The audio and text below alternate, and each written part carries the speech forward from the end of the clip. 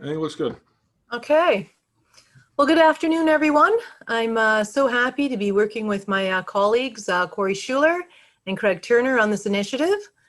For those of us who were born and raised here in Niagara, crossing the border is as natural as drinking water or breathing air. Yesterday marked the one-year anniversary of the first COVID case in Canada. Our Canada-US border has now been closed for 10 months. This is unbelievable, but we are living in unbelievable times.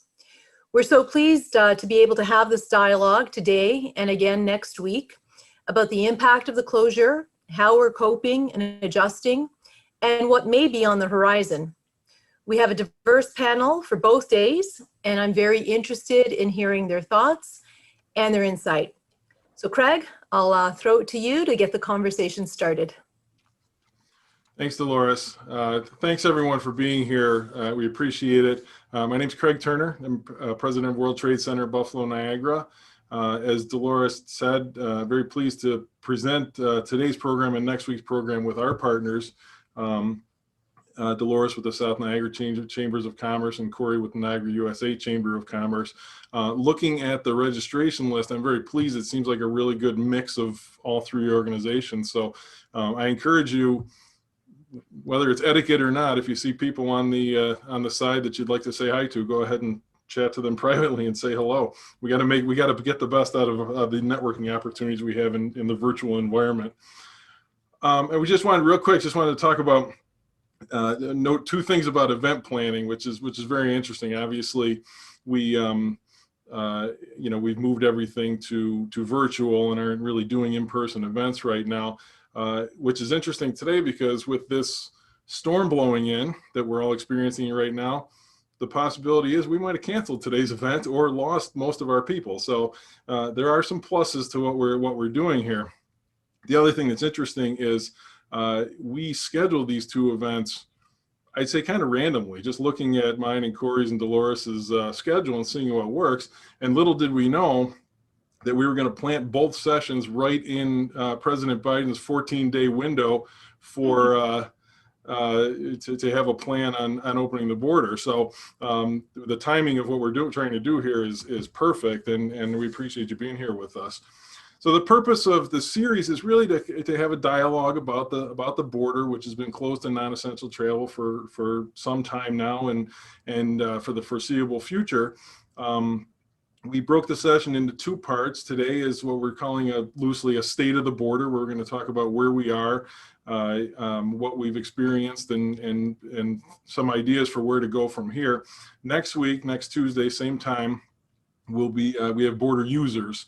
So the purpose of that session is to get into a little bit more about how we've managed it and what innovations have taken place, and from the private sector and the user side on the border, and some feedback from them on what we need to see going forward. We have three really great panelists today. We have Anthony Annunziata, who is the president of Tourism Niagara, Canada. We have Dr. Kate Friedman, who's Global Fellow for Woodrow Wilson International Center for Scholars, and closer to home, the Research Associate Professor of Law and Planning at the University of Buffalo. And we have Ron Reines, who's the General Manager of the Peace Bridge Authority. We're thrilled to have all three of them, and we're really looking forward to their perspective.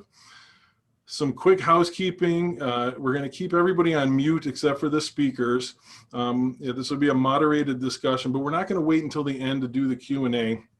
If you have a question, we want to get it out while the topics are on the table. So if you have a question, feel free to drop it in the chat window. I'll keep an eye on the chat window and try and work the questions right into the dialogue. We're going to get moving because we're going to try and get everybody done at 3 o'clock, like we said. We are recording for playback, so it'll be available later for you to revisit or to share or whatever you need it for. With that being said, I would like to turn it over to our speakers to kind of just give an intro of themselves and get us started.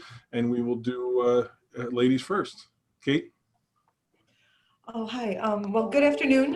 Catherine Friedman, a Global Fellow at the Woodrow Wilson Center and Research Faculty at the University of Buffalo. Hi, Ron. You want to do a quick intro, Ron? This is Ron Reines. I'm the general manager at the Peace Bridge Authority. And Anthony? Yeah, and I'm Anthony Nunziata. I'm the president and CEO of Tourism Niagara. And one of the key reasons we're on the call here is obviously as a sector that has been absolutely decimated by the lack of interaction between our two countries is something pretty significant to everybody on the call.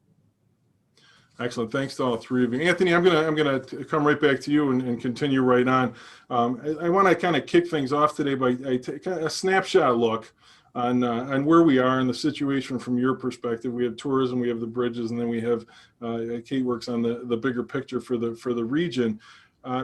Start us off. What have you seen? What are you seeing right now? What are you working on a daily basis relative to the current border situation? Well, it's a good question. I don't know that there's anything individually that I can say, or anyone probably can say, that they're working specifically on the border situation. I mean, we're all advocating for the fact that public health is a priority, and I can tell you here in Ontario, my conversations with the ministers and with the Premier's office have been a priority around health and public health. Currently, we're in a lockdown scenario in Ontario, meaning that there's travel bans for everybody in Ontario to prevent people from leaving the province, which is a pretty significant scenario. And the metrics for that science-based decision was the fact that Ontario has only so many ICU beds that it can accommodate with respect to COVID cases. And until that is under control, we're going to be in a lockdown scenario. I have had conversations with various ministers specifically around basically public health policy, around the border, things that I think can create some opportunities for travel. As you know, the airports have always been open between our two countries in terms of flying in, and I've advocated that I don't understand the difference between someone arriving by airplane or someone arriving by vehicle in terms of the condition of the individuals when they arrive. And certainly the only issue then is testing. So whether they present a vaccination record, or they present a temperature check, or we get into scenarios like rapid testing, there is scenarios that I can envision that would allow us to, at least from a North American perspective, allow travel within North America. Ron, a lot of what Anthony's talking about happening would take place on a plaza that you run. Can you talk a little bit about what you're seeing? And I should mention before we go to Ron, all three of our panelists served on a panel that we did back in May. So this is kind of a revisit, and I'm very curious to compare the two when now that we have more than half a year under our belts of this, what the differences in policy making are. But Ron, can you talk a little bit about the bridges, if you want to represent Niagara Falls Bridge Commission as well, and where they are? So what we're seeing at the Peace Bridge and at the Niagara Falls Bridges is basically a return to almost normal for commercial traffic. For the year, we were only down 5%, which is actually pretty good given the fact that in April, May, we were down about 25% in commercial traffic. So we ended the year only about 5% down from what we had in 2019. Car traffic, however, is not deemed essential unless you happen to be working in one country or the other. So car traffic is down 90% or more at the Niagara Falls bridges, because the Niagara Falls bridges are more heavily reliant on tourism. So the impact of all of that, of course, has been a tremendous revenue hit on the bridge authorities. Generally, we've seen our revenues cut by a third. Not only is it the loss of toll revenue, but it's also the loss of duty-free rental revenue, because obviously they don't have any business as well. So that has resulted in us deferring millions of dollars worth of capital construction. We've actually had a 30% reduction in staff compared to what we normally would have at this time of year. And we've eliminated all but the very most essential of all of our expenditures. So So we've taken a pretty tremendous hit, and it's been somewhat frustrating, particularly from the perspective that airports have seen some assistance from the federal government in terms of they are also concessions, if you will. They've received some relief. We have not received any relief from the federal government, which is a little bit frustrating, particularly given our commitments that we have to make to the federal government under the Customs Act, whereby we provide all the services to the government of Canada at no charge. But just adding on to what Anthony was talking about in terms of reopening the border, we are getting more and more a sense of anger and frustration from particularly our American customers who own properties in Canada. They see a high degree of unfairness in the sense that Canadians can go down to their condos in Florida, but they can't cross the land border to go to their residence in Canada. So there's a high degree of frustration over that, and anger, quite frankly, saying, you know, what really gives. And all of them have indicated, you know, whatever it takes, should there be some testing at the border or some type of commitment that they don't travel and that they do some sort of even quarantine within their summer residences. But certainly there has to be something done for people that own property on either side of the border to make it easier. And it's not just people that own condos in Florida, but you know, a lot of Canadians also have places, ski chalets in Ellicottville, and you know, all of those types of cross-border connections are impacted by that. So certainly some form of a testing regime or some kind of vaccine passport, if you will, is something that's going to have to be put in place relatively quickly, because what we're also hearing is that people are already making their plans, or canceling, more appropriately said, their summer tourism plans because of the uncertainty as to what's happening at the border. So people that would normally be booking a cottage along the lake or up north in the Muskokas, for example, they're simply not doing it because there's so much uncertainty related to what could actually happen at the border. All of which impacts, even if the border were to reopen within the next few months, all of that is already now impacting how much border traffic we'll see during the summer of 2021. So really, I think there needs to be more of a science-based approach to what the risks actually are to reopening the border. I agree 100% with Anthony when he says that what's the difference between someone arriving in an airplane and someone arriving in a car. Even in the airports, when in my discussions with the airport authorities, they have a great deal of frustration with the government as well, because the science has shown that only 1% of air travelers are deemed to be COVID positive, which is much less than the 6% or 7% positivity rating that's right now common in the community. So all of these things, I think, again, lead to a requirement that the governments really take more of a science-based approach and a risk-based approach to reopening the border. Thanks, Ron. And I'm sure I know there's some folks on the call that are in the group that you mentioned, the property owners who haven't been able to get to their property. Kate, let me bring it to you and have you kind of kick off your piece here. You are not only plugged into what's going on here in the region, but also across the U.S. northern border and the Canadian southern border. Can you just bring us up to speed on what you're looking at on a daily basis here? Yeah, sure. Thank you, Craig. And again, sort of building off of what both Anthony and Ron suggested, the freight flows, the fact that Canada and the United States allowed freight to continue to flow across the border, quite frankly, in my view, really averted what could have been a catastrophe, right? So that was great.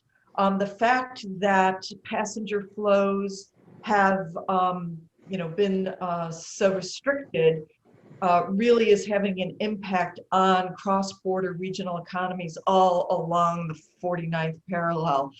I, along with 5 other researchers, are doing some work for the Canadian consulate and the Canadian government, trying to quantify the economic impacts of the border restrictions in the communities across the border. And just so that some of you are aware, I'll probably be reaching out to you in the next few weeks to get your stories, because policymakers are really interested in quantifiable, yes, data important, but also the stories that aren't necessarily amenable to, data that we get from the Bureau of Transportation Statistics. And so they really want to hear stories from business owners and stakeholders in the trenches, like those property owners who are having difficulty in the current environment with regard to the border restrictions. So that, I absolutely reinforce what I think both Anthony and Ron had said. In terms of like some of the bigger picture policy that is taking place, I'll be honest, prior to President Biden's executive order coming out on Thursday, I think my message would have been a little dark, a little gloomier. I have to say, I worked with some folks over the summer and was I was very much advocating for if Biden-Harris administration were to be elected, I was very much advocating for the northern border and the southern border, quite frankly, to bubble to the top in the first 100 days. At that time, I was not confident at all that the northern border would have appeared in anything coming out of the administration in the first 100 days. And lo and behold, on Thursday, in one of President Biden's executive orders, he specifically ordered the Department of State, in conjunction with DHS, CDC, and the Department of Transportation, to come up with a plan to implement appropriate public health measures at both the northern and southern border. They have 14 days. Well, now they have less than 14 days, right? What is today? Tuesday? So help me figure that out. 10 maybe.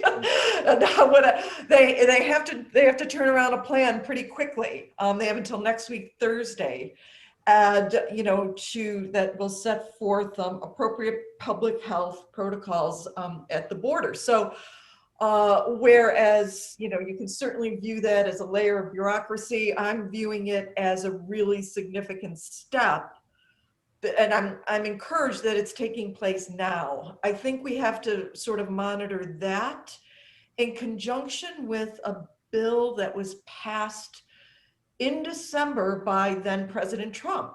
And that requires non-intrusive inspection of both commercial and passenger vehicles at the border. And I think it's really interesting because and with regard to that bill, I believe that the Department of Homeland Security has to have a plan to have non-intrusive inspection technology in place along the border, I think within like 6 months. So say by June. And again, that's just a plan. The executive order that came out last week, Thursday, is a plan. But I think we have to kind of watch both of those and see how they move their way through the system, quite frankly, to see how someone like Ron is going to put the appropriate public health protocols in place quickly when that window opens. That being said, so that's like everything sort of happening on the US side. Just today, the Prime Minister has indicated, Prime Minister Trudeau has indicated that his government is going to implement more restrictions on travel in and out of Canada. There were no specifics provided, but Canada, the Prime Minister, the government, the Trudeau government is taking the pandemic extraordinarily seriously and trying to restrict travel. So we've got these different administrative and governmental actions all in the mix, all taking place that we have to watch. And well, I'll leave it at that for now. Well, that's good, because I'm going to come right back to you, because I want to pick up on something that you said there, about the advocacy piece and needing to hear from businesses, needing to hear from border crossers, because we have 37 people on here right now that I'm assuming most everybody on here is interested in the border being open in some way. But if we tweak the language for this discussion and some of the speakers to focus on the health aspects, we might have filled the room with people who don't want the border open. That was a problem that we came, in the spring and summer last year, we came up against. That is that as much advocacy as there was on the business and the border crossing side, there were as many people, there were town board resolutions being passed saying we do not want the border open. Where is that now? Is there, as you're talking to people, are you seeing any momentum on the business side? So from my perspective, and I would be really interested in what both Anthony and Ron have to say. From my perspective, that these plans will be in place, when required, which again, I think is great, because when that policy window opens, there'll be momentum and, we'll be able to move forward. But in my view, nothing is going to happen until that pandemic gets under control, whatever that means on both sides of the border. And I think that having a vaccine is a tremendous step forward. But we're seeing challenges with regard to the distribution of the vaccine, at least in the United States. So I think it's going to still be some time. I think that both governments are going to, well, the Trudeau government and the Biden administration are going to have a real sense of confidence that they're starting to get the pandemic under control. And I think it's fascinating, from an international relations perspective, that, you have the National Security Council, right? Saying that getting the pandemic under control and getting the domestic economy back up and running is like the number one priority. That's, coming out of the NFC, yet, we never would have seen that sort of crossing of domestic and international policy or domestic and foreign policy years ago. So there really has been a little bit of a shift. Anthony, let me pitch that same question to you. Is there enough volume on the, because and again, it's not the question, I think, given everything Kate just said, and I agree with, is that health still comes first, but the move towards let's get both sides talking and let's come up with a solution. Is there enough volume on the advocacy side to get that to happen? Let me just premise the fact that, I don't think there's any political jurisdiction, whether it be local, regional, provincial, or federal, that wants the border open now with the conditions that exist. So there's no mistaking the message that the border's closed for a reason, and it's a public health issue.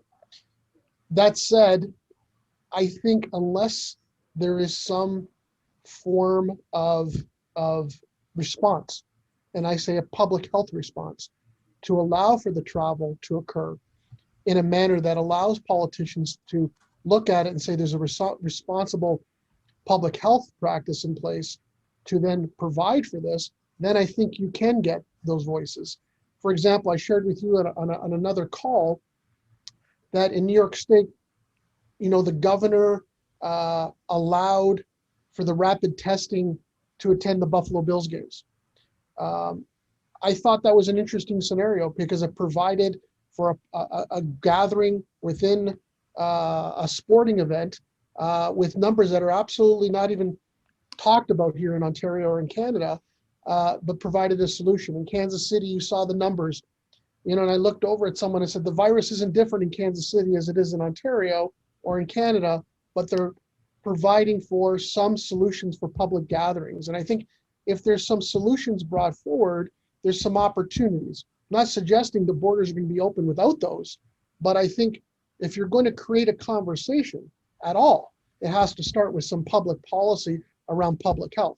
And in the absence of that, there isn't going to be any consideration to open the borders, period, from anybody. But as you know, and I know, there hasn't been one bit, and then obviously I understand the presidential order that came out of the Biden administration on Thursday. But at the end of the day, unless there's an action plan around public health to provide for that, you're not going to see any advocacy or any support for it. So Ron, what is there to build off of here? Because we've got, we talk about the commercial is still crossing the border, but there's still people attached to those border crossings. And then there's essential border crossings, again, albeit way lower than they normally are. So can you bring everybody up to speed on like what's in place now? And are there processes and routines available that we can build off of and kind of fulfill some of the solutions that Anthony's talking about? Well, and that's the point. There are people crossing, thousands of people crossing every day. And really the only thing that's different for them today than it was pre-pandemic is that there's some extra questions being asked at the primary inspection booth, which takes a little bit of time, but it doesn't really matter because the numbers are lower. And that's the fact. These people are crossing. There is no testing of these people. And I agree with both Catherine and Anthony. The border's not going to open up anytime soon unless there's some kind of a scientific-based testing regime or some form of documentation that indicates that you've been fully vaccinated. Only when those things are in place will there be a full reopening of the border. But again, it has to be a risk-based approach. As you know, rapid testing exists, but there's a lot of frustration, for example, that Canada only accepts the PCR test, does not accept the rapid testing for returns to Canada. Well, if that's going to be the policy decision, then that's not going to work at the border because it has to be more of a rapid test. So those are the kinds of things, and I think the real point that has to be made is that has to be talked about now, because waiting until 3-4 months down the road and talking about opening the border, we should really talk about what would happen if the border were to reopen next week. What would the conditions have to be for next week so that you can actually come up with some testing policies or some passport type policies or vaccination passport policies. I'll give you an example. Many people remember initially when the Nexus cards came out. Nexus cards were not accepted at airports. What was accepted at the airport was a passport. So your Nexus information was swiped from your Nexus card onto the magnetic strip on your passport, and that allowed you to travel at airports, particularly in the U.S. with a Nexus card, even though you didn't have a Nexus card. So could not the public health agencies that work in Ontario and New York State, if you have a vaccination, could that information not be transferred to the passport offices, and that information then be swiped onto your passport when you go in, and that would then give you a vaccine passport to cross the border, to go on an airplane? But no point in talking about that 3 months from now. That should be talked about now to see if that's actually a viable solution. Just as an example. Can I just say, Sure. I can't, Ron, I think that point needs to be emphasized again and again and again, because you're absolutely right. When the opportunity presents itself, when it seems as if both countries have the virus under control, that's not the time to like start having the conversations and putting forth these ideas. And in my humble opinion, I think the ideas should come from folks in the trenches, folks, like the sponsors of today's webinar, Anthony, Ron, and get those to policymakers so that they are practical and realistic and based in experience. Kate, I want to stick with you. and hopefully I don't put you in a spot with this question. Great lead in, huh?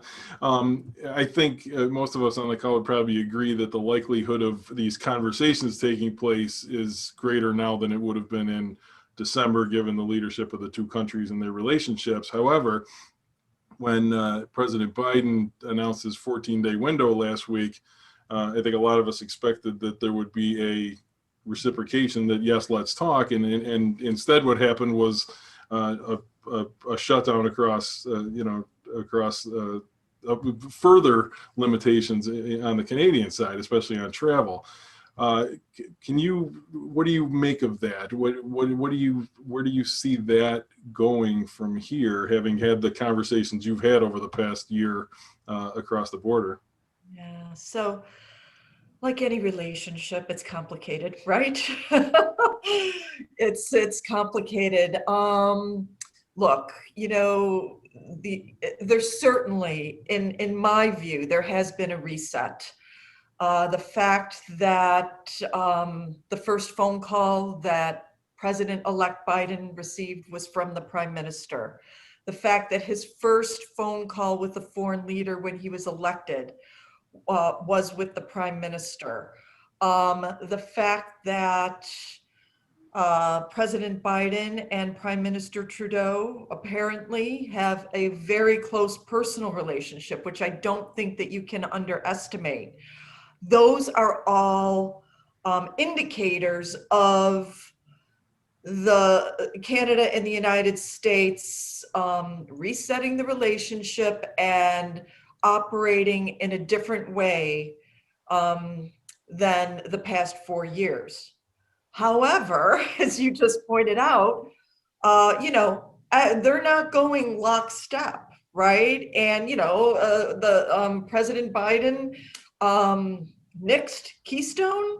He implemented Buy America again with no Canadian exception. So, there are areas where Canada and the United States will continue to have disagreements and perhaps divergence in policy. That being said, I think that to have separate approaches to the border would just be ridiculous, right? I think that Canada and the United States are going to have to engage in, some, good diplomacy in order to figure out how to open up the northern border at a time based upon science at a time that's appropriate. And when that is, I have, I obviously have no way of knowing, but I do think that the reset in the relationship means something but they both have an interest in getting the border opened once the pandemic is under control. Thanks, Kate. If anyone has any questions, feel free to drop them in the chat. Anthony, I want to talk a little bit about tourism, because tourism is really taking a beating through all this, especially in our area. And we're going to hear from Pat Whalen, I know, who's on the call today too, to talk about the U.S. side next week. But can you talk a little bit about, maybe we're calling this the state of the border. Can you talk a little bit about the state of tourism in our area, and maybe what companies are doing to really make sure that when this is over, they still exist and they're still in business and ready for resumption of life? Yeah, look, I mean, there's no underplaying the fact that there's a lot of frustration with operators because they are ready to go. They've been ready to go for months. The reality is Ontario, Niagara, the country of Canada made a commitment to public health. A lot of sacrifices have been made to provide and support the public health policy.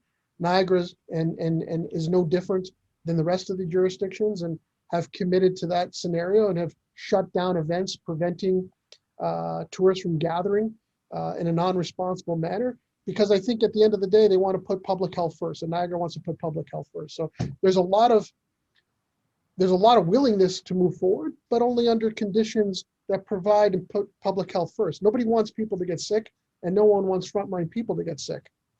So I can say unequivocally that Niagara, its mayors, and its provincial leadership in Ontario are 100% committed to public health. And despite the sacrifices, whether it's the tourism sector or other sectors that are affected by it, that's the consequence of putting that priority forward. Now, that said, are there support mechanisms in place to hopefully provide for that recovery? We hope so. We're advocating dramatic, or I would say with vigor, our conversations with the province and the federal government to do that. That's going to, of course, happen when airlines start opening up and airports opening up and the borders opening up and large gatherings being able to occur again. As you know, that cross-border relationship is absolutely critical because the populations are interchangeable in terms of who attends large sporting events or who attend theater events or attend concert events. Those things seem to be so far behind us that we've almost forgotten what they're like. Casinos are closed. I mean, all these different scenarios that we've I guess for forever took for granted have now been taken away. So has that all been affected? Yes. There's a remarkable, I think, commitment on behalf of the operators to stay in business and grind their way through this. But yeah, I mean, there has to be, and I echo this sentiment, we do need to intervene to some degree to advance some of the public health concerns. If that's vaccine passports, if that is rapid testing on a basis where both countries can agree on a standard, where that is temperature check, whatever that might be, we need to move forward with some processes, public health processes that will allow us to move forward. Until we do that, we're going to be sitting here waiting for these outcomes. And as you know, when you talk about the delivery of the vaccine in the United States being some problems, in Canada, they stopped arriving with the vaccine. They're not even delivering them. So there's so many problems on the delivery side that they're not talking about getting everybody really vaccinated to herd immunity in Canada till the end of September. So, I mean, we're a long way from the end of September. It seems to me on the advocacy side, there's a plea that goes along with it from the business community, which is we'll do what it takes, just get us open, similar to what restaurants have done. They've made these changes to to seating and to spacing and things. Ron, let me come to you. One of the things I do want to talk about is I made the joke at the beginning about our move to virtual events, but there are processes that have been put in place that were reactionary based on the circumstances of the last 10, 11 months or so. But there's some of those things that are going to hang around. Are there things that you've done at the Peace Bridge or that Ken has done up in Niagara Falls that maybe were things that had been talked about, processes, technologies, and things that are actually going to stick around for the better as we go forward? Well, just because there was a pandemic hasn't changed some of the initiatives that we're undertaking in terms of some of the pre-inspection, pre-clearance things for the commercial side and doing some of that planning work that's necessary. So that continues, and in some ways, and you've heard this throughout both Canada and the United States, that things like transportation projects, we've had a bridge painting program underway, for example, and completion of the bridge rehabilitation. All of those things were actually positively impacted by having less traffic because it's easier to get things done. And actually, our painting project is actually ahead of schedule as a result of having less traffic. However, that doesn't means that by no way am I suggesting that that's an overall net benefit, because it's not. We obviously plan for traffic being on the bridge and in our plazas throughout all of our capital projects. So we'd much rather plan around traffic than the other way around. Sure. Kate, let me ask, I mentioned earlier the panel that we held back in, I believe it was May, might have been April, but in the spring, where we put together and a number of people on the call were on this panel, where we put together the letter that was sent to the federal reps. I'm not going to go over all the recommendations on there, but I just want to kind of check in. How are those recommendations holding up, and are they still the crux of the advocacy going forward? And you're on mute, Kate.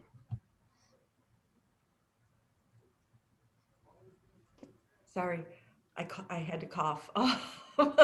So no, that's a great question, Craig. And to your point, no, I would say that the recommendations that we set forth in our letter to representatives on both sides of the border are probably not, well, I was going to say not particularly relevant, except for our recommendation to have border operators receive federal and/or state provincial assistance in order to maintain operations. I would say that recommendation is still relevant. A lot has changed since we held that roundtable, and I do think it's time that we hold another one and get that input and that feedback from border stakeholders for those ideas, like everybody has just suggested, in order to ensure that, when the time is right, policymakers, have an, what do you want to say, like a 90% baked cake, right? Where they just maybe have to tweak it a little bit, bake it a little bit more, but they won't have to do a super huge lift. And again, to a point I made earlier, that it reflects the realities of stakeholders in the border regions along the northern border. So yeah, I think we need to pull the band back together again, and I can reach out to Charles and make that happen. Sure, and I think there's a lot of people on this call that would be willing to participate in that. I want us. It's 2:45. I want to start to bring it home, and I want to give each of you the opportunity to answer two questions. The one I want to start with is, and maybe Anthony, I can start with you. Is if you had decision makers in Ottawa and Washington sitting right here listening to you, what would you say to them? Well, this is a public call, so I'll keep it sane. I think, Catherine brought up a good point. The relationship's complicated with the early stages of the Biden administration and how that relationship plays out federally. I shared with you earlier that Congressman Higgins has been a champion for the northern border for many years, and we enjoy a great relationship with him. And he's been advocating for many years the strength of this relationship, specifically around our binational relationship where we are. But, I would say to them that there are some considerations that if you want to advance or create and send some signals on the reset, I would say putting some resources and some protocols around that initial conversation we had in May. I mean, I shared this point back in May that the Buy America component was going to be an issue relative to recovery and capital dollars that were going to go around that. That didn't seem to resonate. I would ask them why. I think that's an important part of this. And I understand the complications, but I think there's some signals that could be sent to both champions of those administrations that public health policy around the northern border is important. I think that their idea or their notion about how we plan for the recovery and working closer. And I think this North American security perimeter conversation needs to re-engage because, we're feeling the effects of globalness. And I think we're stronger together. And I think this notion of this border between Canada and the United States being this divide, I think the real issue is entry into North America. And I think from that perspective, we need to emphasize a little bit more about our security measures around North America because it affects us all. And I think that's something I think that they should look at if they want to look at advancing some of these notions around a reset. Absolutely. Yeah. Nobody's talking about the Canadian strain or the American strain. These strains keep showing up from different places because people continue to travel into North America. You're right. Ron, same question. You've got Ottawa and Washington listening. What's your chief talking point to them?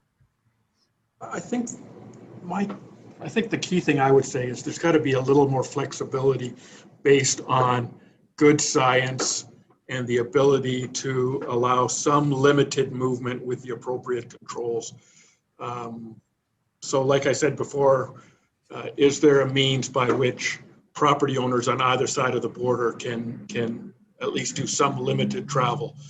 At least there was some flexibility shown previously by the Canadian government for family members in terms of reunification. So I think there is some flexibility that needs to be shown, not in terms of just carte blanche, based on perhaps some testing protocols that if you do get tested, that you can in fact cross the border. So that would be my words.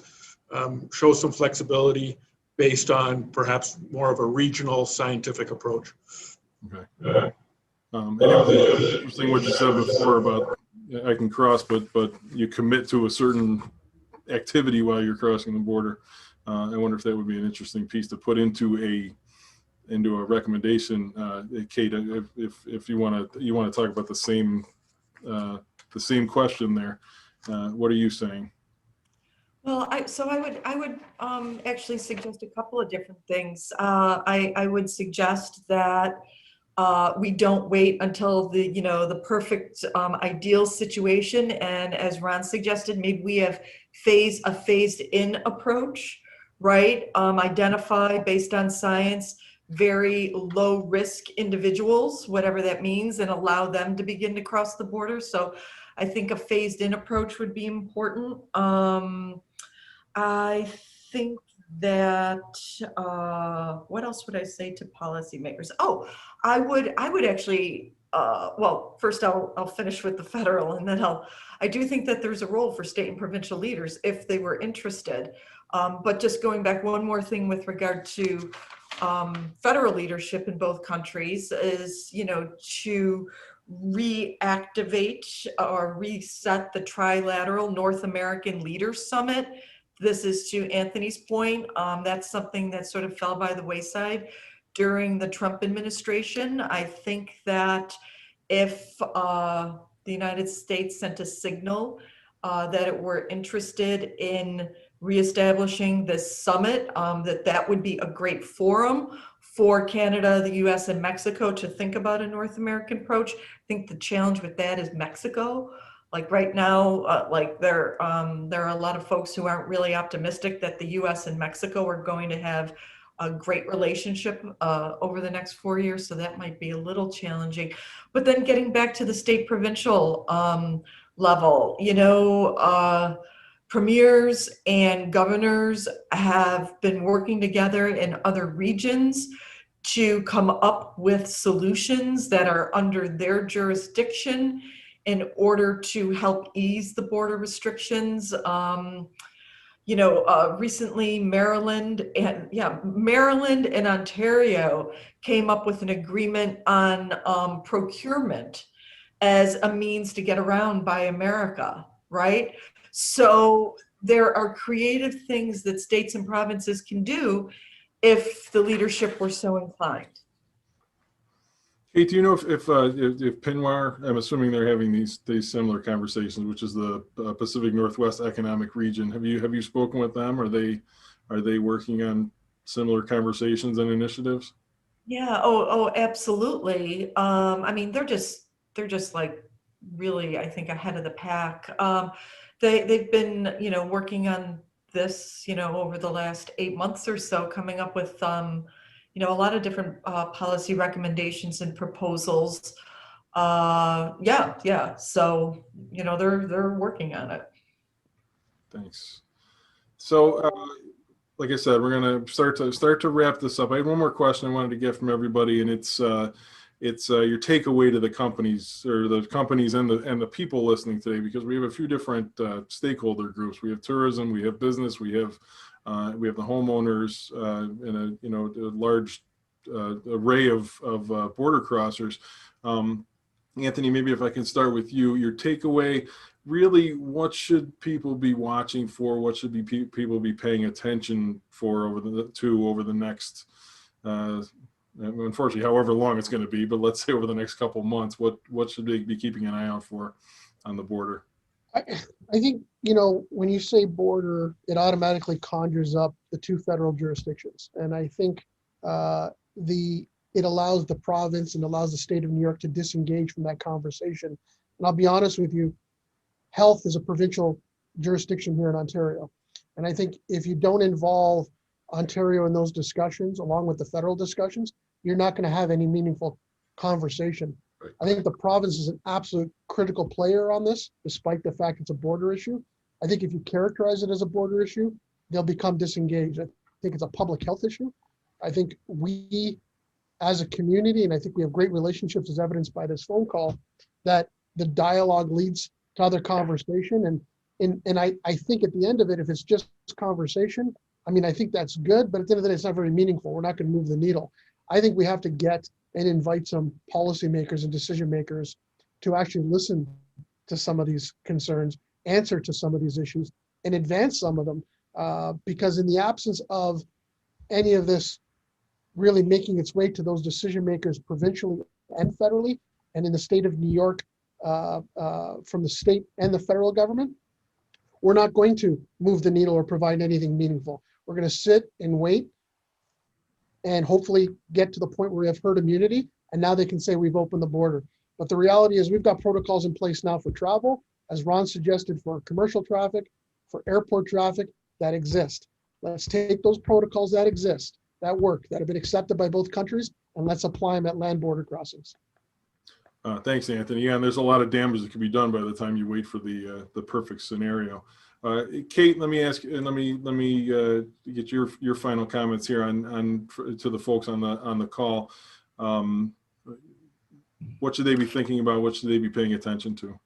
Well, I would say that if this issue is really super important to you, please reach out to Craig and let him know so that you will have a seat at the table when we hold the brainstorming session, with folks in terms of feeding ideas to, various levels of government, whether it's state, provincial, or both federal governments. I really am encouraging those of you who are in the trenches and who have great ideas to, to participate in some of the initiatives that, Craig and I and Brock University are going to be engaged in over the next couple of months. Thanks, Kate. And everybody, please do. I just dumped my email address into the chat window, and we can. Please feel free to email me if you'd like to be involved. Ron, final thoughts on you're seeing the people crossing the border at the closest level. So what should people be watching for? I think it's going to be important to watch and see what happens as a result of President Biden's executive order and how meaningful the discussions are going to be between the U.S. and the Canadian government. My fear is that there's not going to be alignment between Canada and the United States, and that a few months from now, as we approach herd immunity, they'll start talking about the border, and by then it'll be too late. We will have lost another tourism season, and those discussions really have to happen now. And in my opinion, there needs to be some form, and Anthony alluded to it, some form of limited opening of the border that adopts some best practices that are currently already in place.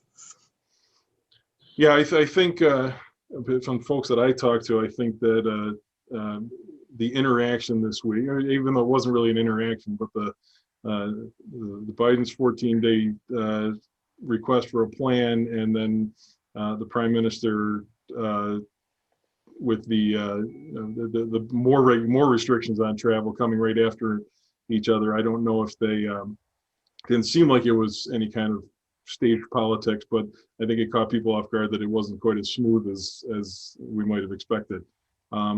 Well, thank you to all three of you for a great conversation. It's pretty clear we have homework to do. Anything up and, you know, from recommendations all the way up to trying to encourage the two countries to have some sort of summit, which I think is probably the best answer. But we appreciate all three of you taking some time and weighing in and giving your thoughts and expertise here. We have a great panel again lined up for next week. Mike Cassell just asked me, when are we going to hear from Pat Whalen? We're going to hear from Pat Whalen next week, Mike. So our panel next week is the border user panel, which is Pat Whalen from Trek, Dean Wood from BorderWorks, Eileen Martin from Lippis Mathias Wexler Friedman, and Gary Pollard from Pollard Windows.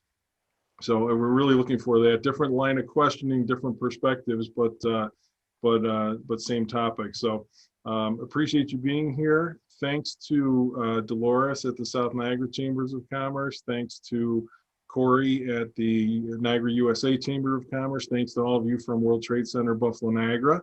And we hope to see you next week. Again, it's another free webinar. Please feel free to forward the link to people to get them involved. And obviously from this conversation, the more people we have involved, the more voices, the more advocacy we can do, the stronger that message is going to be. So thanks everybody for being here, and thanks again to our speakers.